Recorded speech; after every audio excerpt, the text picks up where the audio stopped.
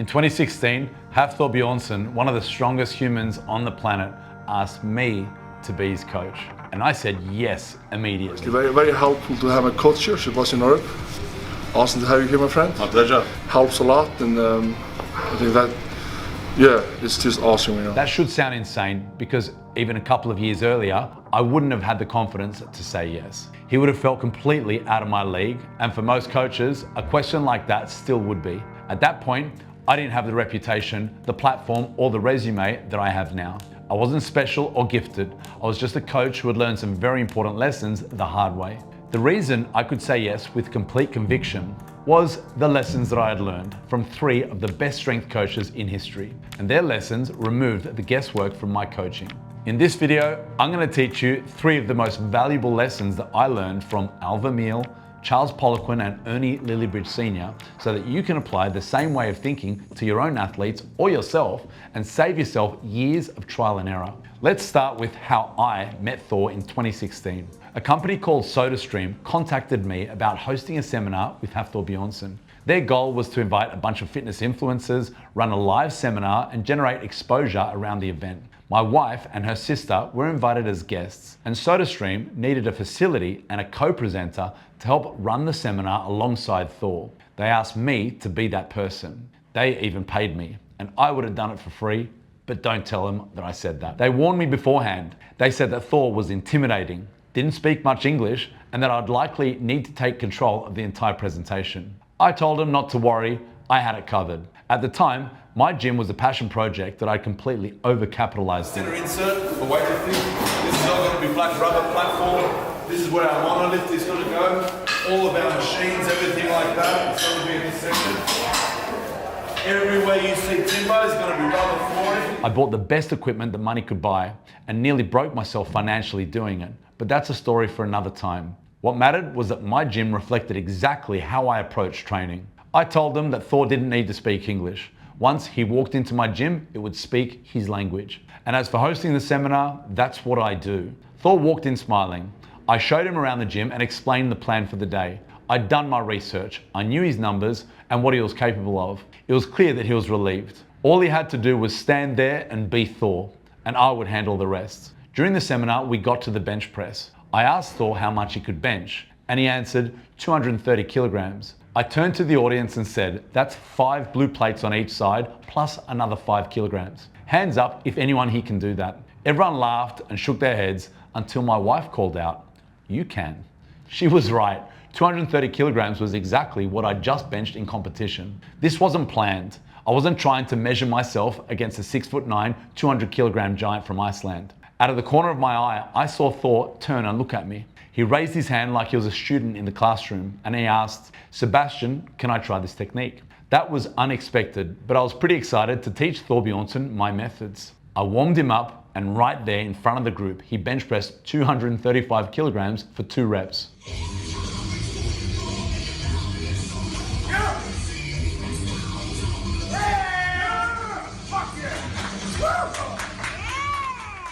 That night, we took out Thor and his friend that he brought from Iceland, Grettir, out for dinner. That's when he asked me to be his coach. My answer was immediate. I'd never coached a strongman before, but I knew exactly what to do. The same thing that I do for every athlete. Build a strong, resilient, structurally sound body, make it move well, keep it healthy, and then layer the sport on top. When Thor asked what I would charge, I said nothing. Instead, I said this: when I make you #1 in the world, let's sell the programs that we use to make you go #1. And then we split the profits 50-50. Thor accepted the offer, not because it saved him money. He was already investing heavily in the pursuit to being the best. What mattered was my conviction. I was willing to put my reputation and future income on the line because I knew my methods worked. I'm not delusional. Thor was already one of the strongest humans on the planet before I even met him. But what follows explains exactly why I trusted the process enough to guarantee the outcome. What I'm about to share are 3 of the most important training concepts that I'd learned in my career that gave me the confidence to coach Thor. First concept, strength training is not sport practice. The first major concept that gave me confidence came from an interview that I'd heard from Vermeil.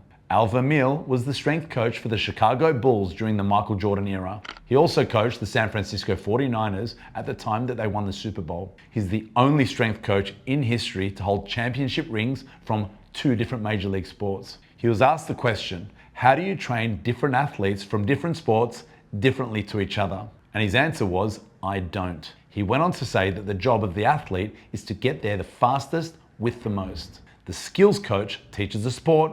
The strength coach builds a body that's strong, moves well, and stays free from injury. That statement completely reframed my role. Early in my career, like many coaches, I tried to imitate the sports in the gym. I'd add load to the movements that I saw on the field. The problem is that most sports skills are too fast, too reactive, and too variable to be recreated accurately under meaningful load. Once load changes speed, timing, or sequencing, you're no longer training the same skill. Skill improves by practicing the skill. Strength training exists to build capacity. The goal is not to look sport-specific in the gym.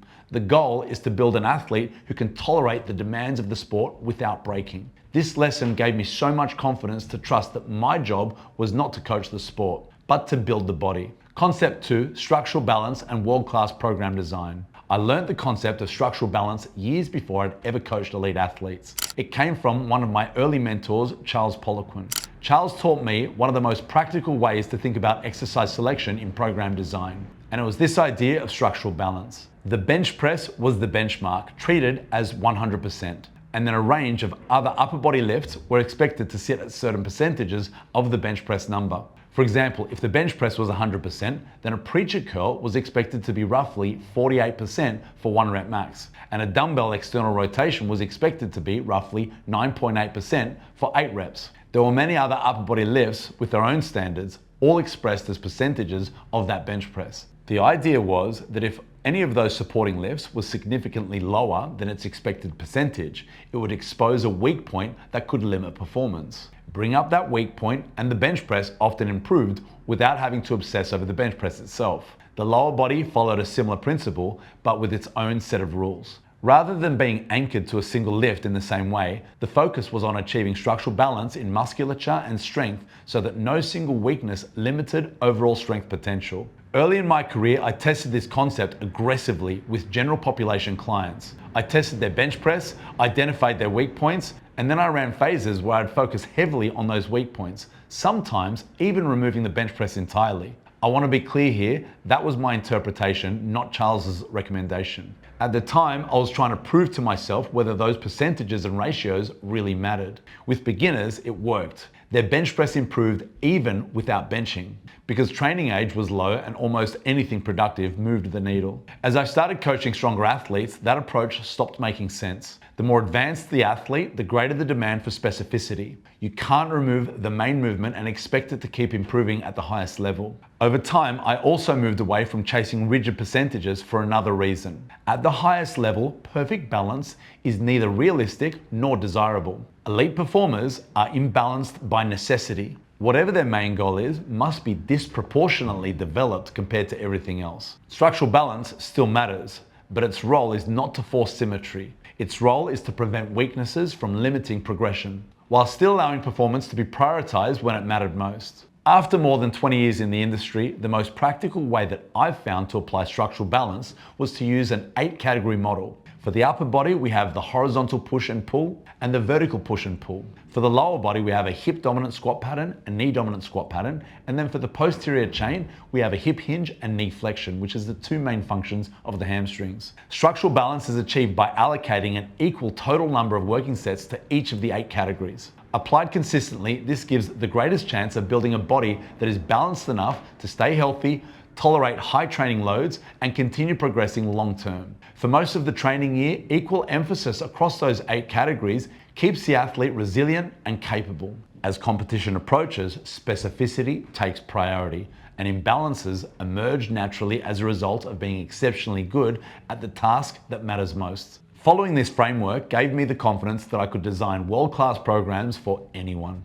Third concept, the rules change as you get stronger. In 2014, I spent a month working closely with Ernie Lilliebridge Sr and his son, Eric Lilliebridge, known as Team Lilliebridge. They were in Sydney for a world championship. During that time, we toured together, ran seminars together, trained and worked together daily. Ernie Sr was a world record holder himself and coached both his sons to world records. Ernie Lilliebridge was the 140 kilogram world champion with a 477.5 kilogram squat. They also had a team of world-class powerlifters, which showed me that the system worked repeatedly. It wasn't a one-off success, nor was it the result of amazing genetics. I learned a lot from them: technique, structure, exercise selection, but the biggest lesson, the real breakthrough, was recovery management under extreme loads. At elite strength levels, heavy squats and heavy deadlifts interfere with each other. Their solution was to pair the lifts on the same day and only push one of them hard. One week, heavy squats with light deadlifts. The next week, heavy deadlifts with light squats. This wasn't deloading, it was intelligent long-term planning. In my opinion, beginners and intermediates don't need this level of recovery management because they're not lifting heavy enough for it to be a limiting factor yet. As strength increases, the rules change. You become a different person. The methods that took you from intermediate to advanced often fail to take you from advanced to elite. I applied these principles immediately. My squat went from 260 kilograms to 360 kilograms in 2 years working with Ernie Sr.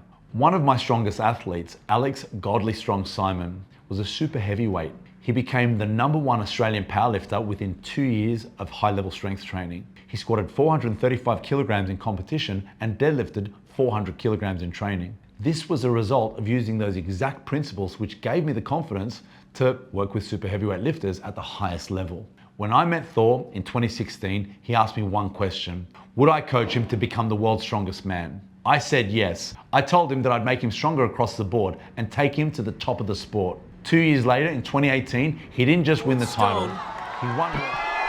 And there it is, putting on a show at this point.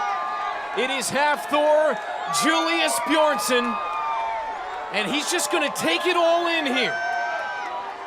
He and Kiliashkovsky say, what the heck, let's give it a try on the final stone, 460 pounds. And Hafthor Julius Björnsson with the icing on the cake. His first ever World's Strongest Man title at long last. He is at the top of the podium. And he went on to win every single major international strongman competition that existed in that year. He dominated the entire season. After that, he took on what many consider to be the ultimate benchmark of strength, the Deadlift World Record. He pulled 501 kilograms, breaking the record previously held by Eddie Hall. That lift became one of the most controversial moments in strongman history. Who weighed the plates? Your dad. World record. Not allowed. That's like Usain Bolt running 100 meters in a world record and going, yeah, but my dad filmed it, my dad timed it. Who sponsored it? Rogue. Whose bar was it? Rogue. Whose plates was it? Rogue. Whose platform was it? Rogue. I'm not saying Rogue is dodgy, but it's just wrong that Rogue built that platform, put everything together. Are you listening to yourself? It was questioned, debated, and criticized, and the rivalry only intensified. Immediately after breaking the record, Thor committed to settling it directly. He stepped away from strongman, dropped significant body weight, and prepared for a boxing match with Eddie Hall.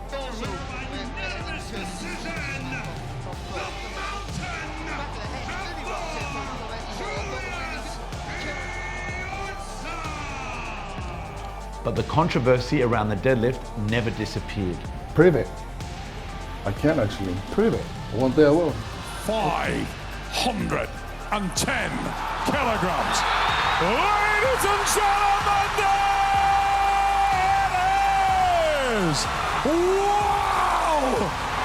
And the first thing that comes to mind when you look at that is the fact that that was easy. Ladies and gentlemen, look upon the mountain. Look upon Hafthor Julius Björnsson. He didn't just come back and break the world record, he did it twice. First 505 kilograms, then 6 weeks later 510 kilograms. And what matters most is he didn't just break the record again, he won the entire competition on the same day. A world record deadlift followed by overall victory in the competition after that much time away from the sport. That performance was arguably the greatest single feat in strongman performance history. Along the way, Thor set many world records, many of which still stand today. His performance across strongman, powerlifting, and deadlifting have led many to regard him as arguably the strongest human in history. That outcome wasn't luck. It was the result of understanding principles, respecting progression, and knowing when the rules change. That's why I had the confidence to say yes. And my hope is that the lessons that I've shared with you give you the same confidence to do exceptional things with yourself and with the athletes that you coach.